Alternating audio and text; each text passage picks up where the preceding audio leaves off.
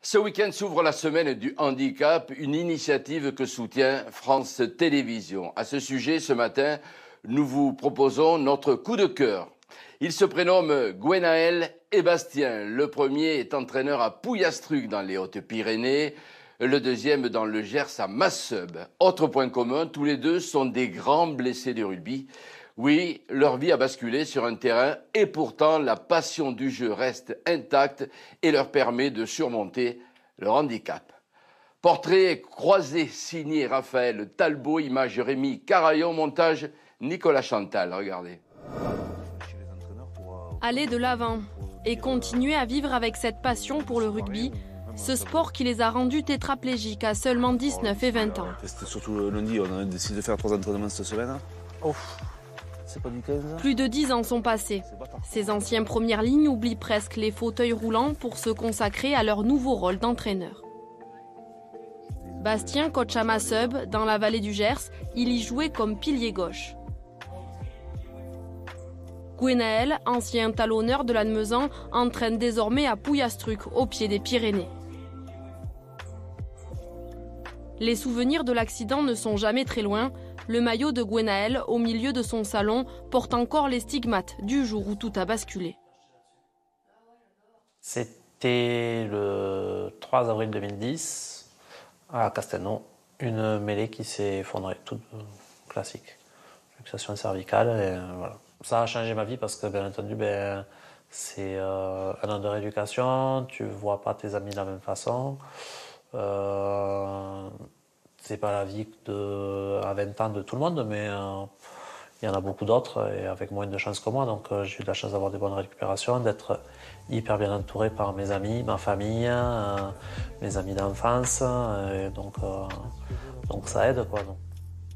Étudiant au moment de l'accident, Gwenaël est aujourd'hui conseiller en mutuelle santé. Son bureau, c'est son appartement aménagé. Des auxiliaires de vie l'aident au quotidien pour le lever et le coucher. Mais il reste autonome et rentre 2 fois par semaine pour les entraînements et matchs à Pouillastruc, son club formateur. Je ne sais pas si vous avez vu un petit peu entre rugby amateur, la dépêche à Montrégeau, ils se prennent tous le globe. Quand est la circulation, Théo les lancements, on étouffe, on prend la gorge, on étouffe les mecs. Chacun son rôle. 1, 2, 3,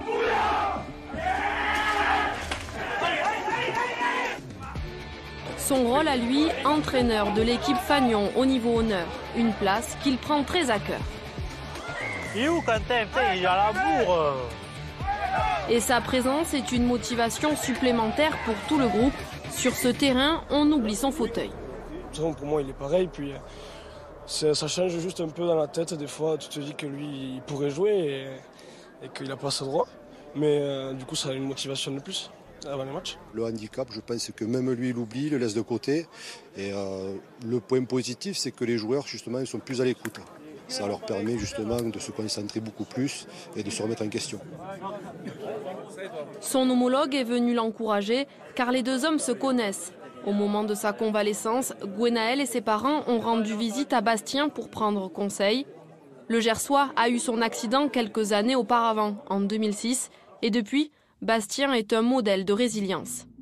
C'était une mêlée qui s'est écroulée et de suite j'ai senti que quelque chose n'allait pas. Et... Non, je l'ai digéré. Je pense qu'une des forces, c'était d'apprendre à vivre avec et de faire sa vie avec ça. Et sur le terrain, je pense qu'au moment où il y a quand il y a un garçon qui se fait mal et qui ne se relève pas, et là, des fois, ouais, ça me met en alerte. Mais après, non. Après, il faut vivre avec et c'est une autre vie. Mais... Et Bastien n'a pas de limite dans ses projets. Après des études d'ingénieur en France et même à l'étranger, son prochain objectif est de s'installer dans une vieille maison dans le Gers. Avec toujours à ses côtés Valérie, aide-soignante rencontrée en rééducation. Une belle histoire d'amitié, source de reconstruction. Ce que je fais moi pour Bastien, je l'aurais fait pour personne d'autre. Parce que Bastien c'est un battant, toujours il avance, il a toujours des nouveaux projets, des voyages. Donc voilà, c'est positif. Dans ce quotidien, le rugby n'est jamais très loin. Bastien est revenu à Masseube entraîner l'équipe réserve, une manière de rendre ce qu'il a appris en tant que joueur pour le plus grand bonheur de tous ceux qui l'accompagnent. C'était un très bon joueur, c'était un joueur intelligent, qui n'avait pas peur d'aller au sacrifice, je dirais. Pour le côté humain, moi je reste admiratif. Juste avant de rentrer sur le terrain, on a une pensée à chaque fois pour Bastien. Et c'est vrai que tout le match, on s'y file pour lui. Et à la fin, s'il y a la victoire, mais presque on lui saute dans les bras. Parce que c'est une grande famille, Masseube, et Bastien, c'est quand même le pilier de la famille. Et tire-les, Tom, jusqu'ici, et tire-les. Putain, c'est pas ce con. La Grèce à défense. Annonce la ligne, Paul, annonce la ligne. Des fois, j'aimerais quand même rentrer sur le pré quand je les vois qu'ils ne se bougent pas. Mais des fois, ça titille. Enfin, ça titille. Si je pouvais revenir sur le terrain et aller montrer un peu l'exemple. Ouais. Exemplaires, Bastien et Gwenaël le sont. En France, il ne serait que 4 blessés du rugby à entraîner, selon l'association Rugby Espoir Solidarité. Des hommes passionnés, bercés par le ballon ovale, qu'ils continuent de choyer malgré tout. Des battants, ambassadeurs des valeurs du rugby. Une sacrée leçon de vie. La semaine du handicap, c'est donc jusqu'au 21 novembre.